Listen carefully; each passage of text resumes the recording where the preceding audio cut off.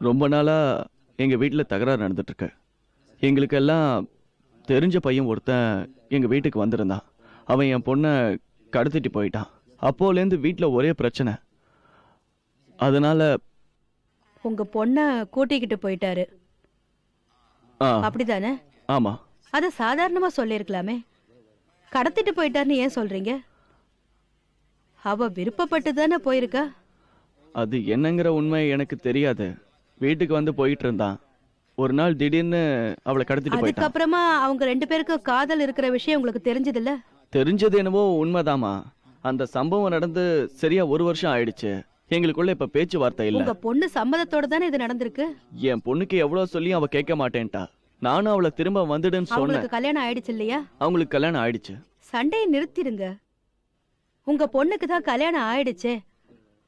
உங்க சம்மதம் இல்லைன்னாலும் இது கல்யாணம் இல்லையா? உங்க மைண்ட்ல இருந்து வெறுப்ப வெளியில எடுத்துருங்க. எப்போ உங்க பொண்ணுக்கு கல்யாணம் ஆயிடுச்சுங்கிற விஷயம் வெளியில தெரிய வந்ததோ அப்பவே உங்க குடும்பமான போயிடுச்சுங்கிற தப்பான எண்ணங்களை வெளியில எடுத்து அவங்கள ஏத்துக்கிற மனோபாவத்தை வளர்த்துக்குங்க.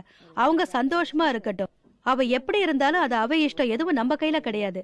அவ விருப்பப்பட்டு ஒருத்தனோட போய் கல்யாணம் செஞ்சுக்கிட்டா அதுக்கப்புறம் உங்களால என்ன செய்ய முடியும்? இனிமே நீங்க அவளை மனசார வாழ்த்துறதை தவிர வேற வழியே இல்லைன்னு நீங்க முடிவு பண்ணிக்கங்க. அவளை பார்க்க கூடாதுன்னு நினைக்கிறது உங்களைய இஷ்டம். ஆனா ஆத்திரத்தை விட்டுடுங்க. ஆனா அவன் எங்க எல்லாரையும் ஏமாத்திட்டு என் பொண்ணை கடத்திட்டு போயிட்டான். அத கல்யாணம் ஆயிடுச்சுல்ல. எனக்கு ஊர்ல எல்லாம் கெட்ட பேரு. அது எப்படி அவன் இத செய்யலாம்? அவளுக்கு ஏதோ மருந்து வச்சு அவளை கடத்திட்டு போயிட்டான்னு நான் நினைக்கிறேன். இதெல்லாம் வெறும் பிரம. இல்ல, எனக்கு தெரிஞ்சவங்க 4 பேர் என்கிட்ட வெளியில இருக்கிற 4 பேர் 4 விதமா சொல்லுவாங்க. அதையெல்லாம் கண்டுக்காதீங்க. இப்படி நடந்திருக்கும் நினைக்கிறதெல்லாம் வெறும் பிரம தான். முதல்ல நம்ம வீட்டு பொண்ணு என்ன செஞ்சான்னு நினைச்சு பாருங்க. அது என்னவோ உண்மைதான். அதனால அடுத்தவங்கள பத்தி குறை சொல்லாதீங்க. அவ இஷ்டப்பட்டுதானே கல்யாணம் பண்ணிட்டு போனா. மருந்து மாயம் சொல்றதெல்லாம் போய்.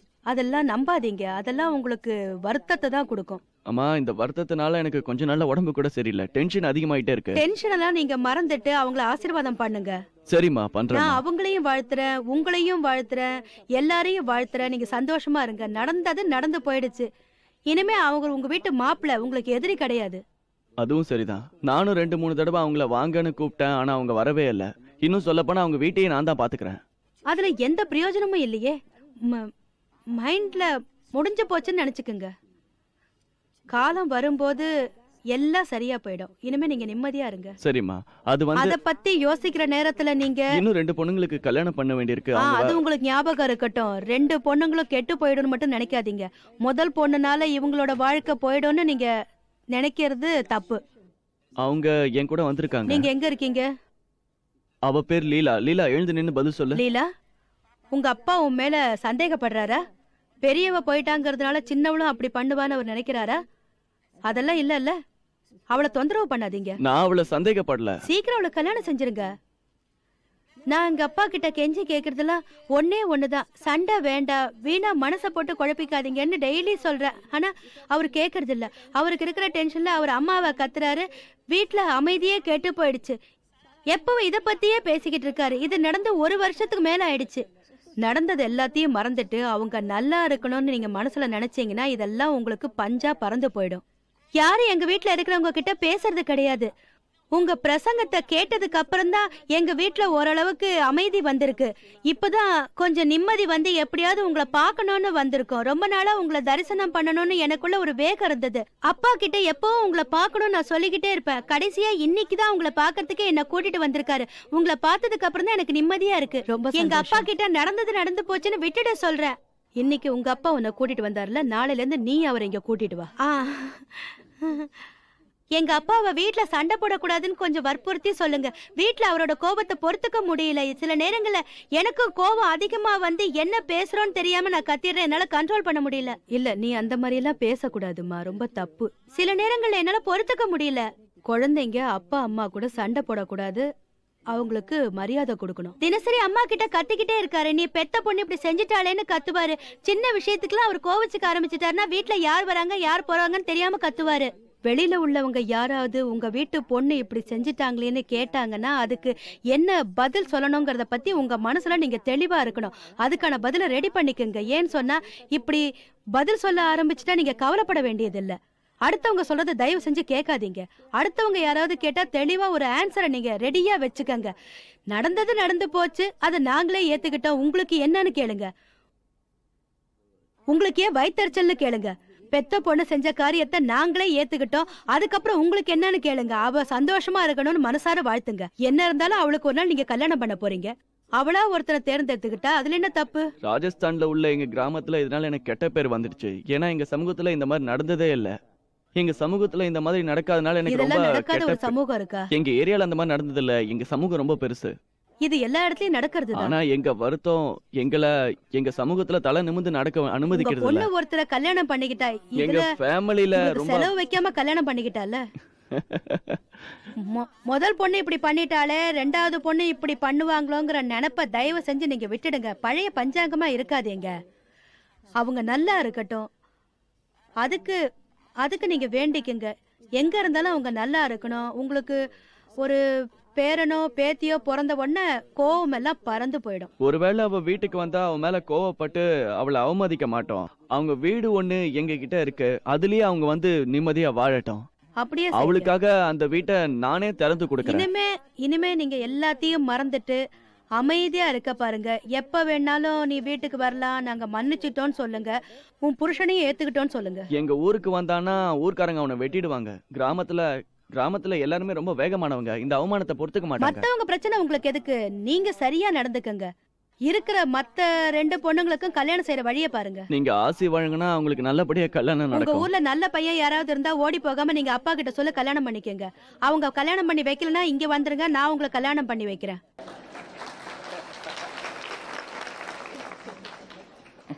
அன்பா குழந்தைங்க கிட்ட பேச பழகிக்குங்க. வீட்டுக்கு போய் அவங்க தலைய தடவி கொடுத்து பேசுங்க. ஏதோ கோவத்துல சொல்லிட்டேன், இனிமே இந்த மாதிரிலாம் நடக்காதுன்னு சொல்லுங்க. உங்க ஒய்ஃபுக்கும் நீங்க ஸ்வீட் வாங்கி கொடுங்க. ஏற்கனவே அவ நிறைய ஸ்வீட் சாப்பிட்டு ரொம்ப குண்டா இருக்கா. இன்னைக்கு நீங்க ஸ்வீட் வாங்கிட்டு போங்க. இவங்க 2 பேருடைய சண்டைனால எங்க அக்கா வீட்டுக்காரர் எங்க அக்காவை தள்ளி வச்சுட்டாரு. அவங்க வாழ்க்கை கேள்விக்குறியாயிடுச்சு. இனிமே நீங்க வீட்டுல அமைதியா இருந்தா அவங்களும் வீட்டுல ஒன்னாயிடுவாங்க. மனசார வாழ்த்துங்க, எல்லாம் உங்களுக்கு சரியா போயிடும். அவங்க வீட்டுக்கு வரணும்னு கூட சொல்லல. அவங்க எங்க இருந்தாலும் நல்லா இருக்கட்டும் நீங்க சொல்லுங்கப்பான்னு சொல்றேன். ஆனா இவரு அவ என்ன கஷ்டப்படுத்திட்டு ஓடி போனால, அதனால அவ கஷ்டப்படட்டும்னு சொல்றாரு. அவளுக்கு சாபம் கொடுக்கறாரு. இதையே நினைச்சுக்கிட்டு ஏன் டென்ஷனா இருக்கீங்க? இது எல்லார் வீட்லயும் நடக்கக்கூடிய ஒரு விஷயம்தான். சின்னஞ்சிறுசுங்க அவங்க சந்தோஷமா இருந்துட்டு போகட்டுமே. மத்த 2 பொண்ணுங்களுக்கும் கல்யாணம் பண்ணதுக்கு அப்புறம் அவங்கள சேர்த்து வைக்கிறேன்னு சொல்லிட்டு வந்திருக்காமா. வீட்டுல நல்லது கெட்டது நடக்கும்போது 2 பேரும் ஒன்னா வருவாங்க. நீங்க சொல்றது சரிம்மா, நான் அப்படியே நடந்துக்கிறேன். அவங்கள ஏத்துக்கிறேன். இனிமே நீங்க உங்களோட மைண்ட ரொம்ப கூலா வச்சுக்கங்க. பழச எல்லாத்தையும் மறந்துட்டு இனிமேலாவது சந்தோஷமா இருக்க பாருங்க. உங்க பொண்ணு முகத்துல பாருங்க எவ்வளவு சந்தோஷம். உங்க ப்ரோக்ராம அவங்க விடாம கேட்டுட்டு இருக்காங்க. தினசரி உங்களை பார்க்கணும்னு அடம் பிடிப்பாங்க.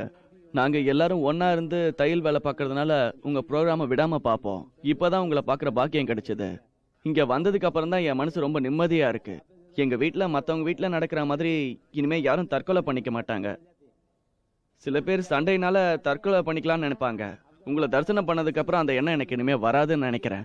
அது ரொம்ப நல்ல விஷயம். இப்படிதான் நீங்க நடந்துக்கணும். இனிமே எங்க வீட்டுல யாரும் சாக மாட்டோம். Very good. மத்தவங்களையும் எங்களை மாதிரி நடந்துக்க சொல்லுவோம். ரொம்ப சந்தோஷம். நம்ம இந்தியாவுல இந்த மாதிரி நிறைய நடக்கணும். நம்ம ஊர்லயும் பரந்த மனப்பான்மை வளரணும். குழந்தைங்களுக்கு சுதந்திரம் எங்க கிடைக்கணும். ஊர் ரொம்ப வளர்ச்சி அடையாத ஊரு. இனிமே நினைச்சு பார்க்க தொடங்குங்க. இந்த மாதிரி விஷயங்களுக்கெல்லாம் எங்க ஊர்ல வெட்டுப்பழி குத்துப்பழி நம்ம ஆயிடும். குழந்தைங்க நல்லா இருக்காங்கன்னு தெரிஞ்சுக்கிட்டா அதோட நீங்க விட்டுடணும். உங்களுடைய இந்த குழந்தைங்களை நிம்மதியா வாழறதுக்கு நீங்க பிரார்த்தனை பண்ணுங்க. ஆண்டவன் அவங்க தலையிலயும் ஏதாவது நல்லதா எழுதி வச்சிருப்பாரு. அவ்வளவுதான். பாசமா இருங்க. ஜெய சச்சிதானந்தா. அம்மா, எனக்கு ரொம்ப கோவம் வருது. உங்க மேலயா உங்க புருஷன் மேலயா? எனக்கு எல்லார் மேலேயும் கோவம் வருது. வீட்டில் உள்ளவங்க, வெளியில உள்ளவங்க, பக்கத்து வீட்டுக்காரங்க. கோபம் வந்தா என்னால கண்ட்ரோல் பண்ண முடியறதில்ல. அப்புறமா நான் வருத்தப்படுறேன். இப்படி கோவப்படுற நீங்க எதுவுமே தப்பு செய்யறது கிடையாதா? அப்ப உங்களை யார் திட்டுறாங்க?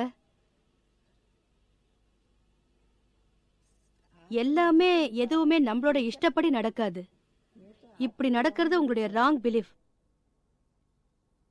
எல்லாருமே அவங்கவுங்க இஷ்டப்படி தான் வாழ்வாங்க. அடிக்கடி எப்ப பார்த்தாலும் எனக்கு கோபம் வந்துடுது. 2-3 மாசம் கழிச்சு தப்பு பண்ணிட்டோமோன்னு எனக்கு தோணுது. 2-3 மாசத்துல சரியா போயிடுதா? ஆமா, அப்ப கவலைப்பட வேண்டியதில்ல. நீங்க ஆசீர்வாதம் கொடுத்து கொஞ்சமாவது கோவத்தை ஸ்டாப் பண்ணிடுங்க. மனசு ஒரு நிலையில இருக்க மாட்டேங்குது. இதுக்கு பரிகாரம் பிராயச்சித்தம்னு ஏதாவது பண்ணுங்க. பண்ணிக்கிட்டு தான் இருக்கேன். இனிமே கோவமே வராது. நடந்ததெல்லாம் நல்லதுக்குன்னு நீங்க நினைக்க தொடங்குங்க. நடந்ததுக்கு அப்புறம் ஒரு விஷயத்தை ஏத்துக்கிட்டா அதுக்கப்புறம் உங்களுக்கு கோபங்கிறது நிச்சயம் வராது. எங்க மாமியார் வீட்டுக்கு வந்தா சண்டை போடாம போறதே இல்ல. எங்க வீட்ல சண்டை போட்டா மண்டை உடையும். வீட்ல நிம்மதியே இருக்காது. வெளியில போங்கன்னு நான் அவங்கள துரத்திடுவேன். இதுக்கு என்ன வழி சொல்லுங்க? இதுக்கு நீங்க பரிகாரம் பண்ணணும். மாமியாருக்கு மரியாதை கொடுக்கணும். பழைய விஷயங்களை மனசுல போட்டு குழப்பிக்கிறதுனால எந்த லாபமும் கிடையாது. புரியுதா? வார்த்தைகளை மூளைக்குள்ள டேப் ரெக்கார்டு மாதிரி பதிவு பண்ணி அப்புறமா ப்ளே பண்ற பழக்கத்தை உடனடியா நீங்க நிறுத்தி எது நடந்ததோ அது நடந்து போச்சுங்கிற மனப்பான்மையை ஏத்துக்கிட்டா நல்லது. ஜெய் சச்சிதானந்தா. என் பக்கத்து வீட்டுக்காரி எப்ப பார்த்தாலும் சண்டை போட்டுக்கிட்டே இருக்கா. இதுல இருந்து தப்பிக்க என்ன வழி? ஏன் நீங்க ஏதாவது அவங்க கூட சண்டை போட்டீங்களா? அவங்க பையன் கூட ஒரு சின்ன சண்டை. அவனை ஒரு சின்ன விஷயத்துக்காக திட்டுனேன். ஆனா அதுக்கப்புறம் அமைதியாயிட்டேன். ஆனா அவ அதை பெருசு பண்ணி என்கிட்ட எப்ப பார்த்தாலும் சண்டை போட்டுக்கிட்டே இருக்கா. அப்ப நீங்க அதை காதுலயே வாங்கிக்காதீங்க. ஆனா அவளை பார்த்தாலே நான் கதவை மூடிடுறேன். ஆனா மறுபடியும் சண்டை நடக்கதான் செய்யுது. இனிமே நீங்க அவங்கள தப்பா நினைக்காதீங்க. ஏன்னா பகைமை வளர்ந்துகிட்டே தான் போகும். அதனால உங்க 2 பேர்ல யாருக்குமே பிரயோஜனம் கிடையாது. முடிஞ்சா அவங்க கிட்ட நல்லபடியா பேச பாருங்க. அவங்களுக்குள்ள இருக்கிற சுத்த ஆத்மா கிட்ட மன்னிப்பு கேட்டு இனிமே நல்லா நடந்துக்கிறோன்னு சொல்லிட்டா உங்க 2 பேருக்கும் நடுவுல இருக்கிற பகைமை போயிடும் இல்லையா? பக்கத்து வீட்டுல இருக்கிறவங்க கிட்ட எதுக்காக சண்டை போடணும்? அப்படி நீங்க 2 பேரும் சண்டை போட்டுக்கிறதுனால உங்களுக்கு என்ன லாபம் இருக்கு சொல்லுங்க? அவங்க என்கிட்ட பேச மாட்டேங்கிறாங்க.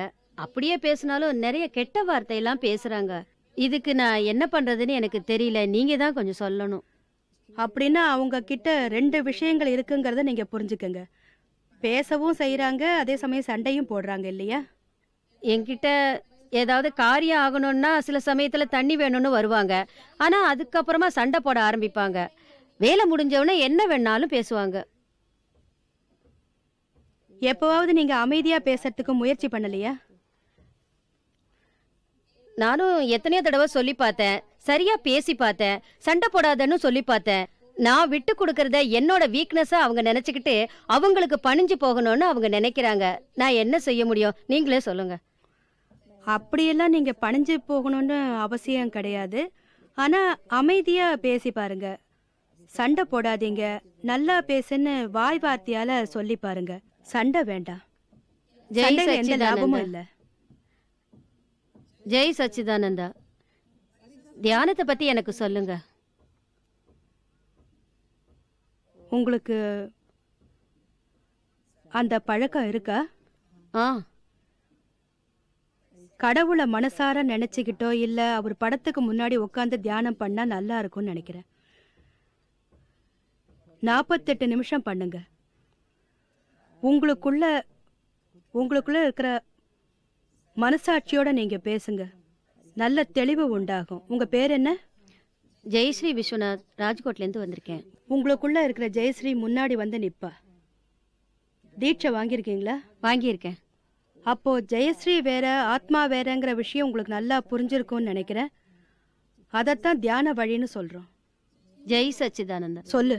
நான் படிக்கும்போது மூளை சரியா வேலை செய்ய மாட்டேங்குது. எனக்கு மூளை வளர்றதுக்கு நீங்க தான் ஆசீர்வாதம் பண்ணணும். படிக்கிறது மூளையில ஏற மாட்டேங்குதா இல்ல கண் முழிச்சு படிக்கிறது இல்லையா? என்ன படிக்கிறது இல்ல? அப்ப எப்படிப்பா ஞாபகம் இருக்கும்? கண்டிப்பா உனக்கு மூளை வேலை செய்யாது. நீ ஸ்ரத்தையா படிச்சாதான் உனக்கு மூளை வேலை செய்யும். இல்லைன்னா கண்டிப்பா வேலை செய்யாது. மறதி ரொம்ப அதிகமா இருக்கு. கவனிச்சு படிக்கணும். படிக்கும்போது படிக்கணும், விளையாடும் போது விளையாடணும். எனக்கு படிக்கிறதுல இஷ்டமே கிடையாது. இஷ்டம் கிடையாதா? அப்ப என்ன கூலி வேலை செய்ய போறியா? எங்க ஏரியாவில் கன்ஸ்ட்ரக்ஷன் ஒர்க் நடந்துகிட்டு இருக்கு. கூலி வேலைக்கு ஆள் தேவைன்னு சொல்றாங்க. வரியா? வரேனே. வரேங்கிறியா? ரொம்ப கஷ்டமான வேலை தெரியுமா? அது தலையில நிறைய சுமந்துக்கிட்டு போக வேண்டியிருக்கும். செங்கல்ல தலையில வச்சுட்டு நடக்க வேண்டியிருக்கும். வெயில்ல, மழையில. தயாரா? தயார்தான். காலையில வேலை முடிஞ்சதுக்கு அப்புறம் தான் சாப்பாடு போடுவாங்க தெரியுமா? உங்க ஆசீர்வாதம் வேணும். எதுக்கு? எதுக்கு என்னோட ஆசீர்வாதம் வேணும்? கூலி வேலை செய்யறதுக்கா? கஷ்டப்படுறதுக்கா?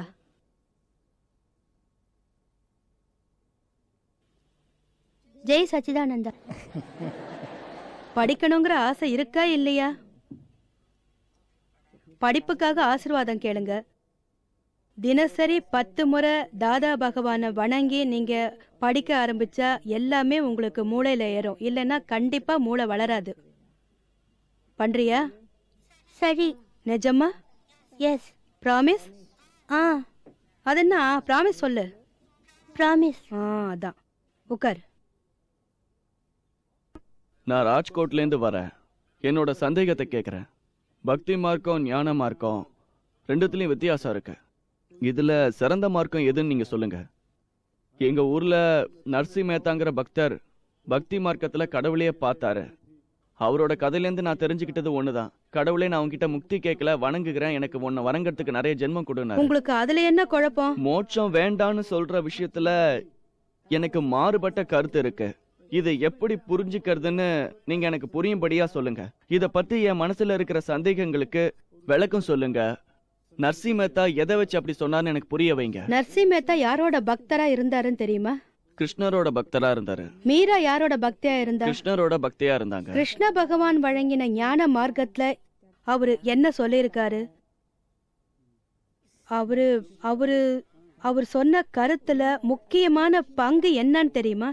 அவரு சொன்னது முழுக்க பகவத்கீதையில இருக்க. யார் யாரெல்லாம் கிருஷ்ண பகவான வேண்டிக்கிட்டாங்களோ அதே மாதிரி நர்சி மேத்தாவும் வேண்டிக்கிட்டு தான் இருந்தாரு.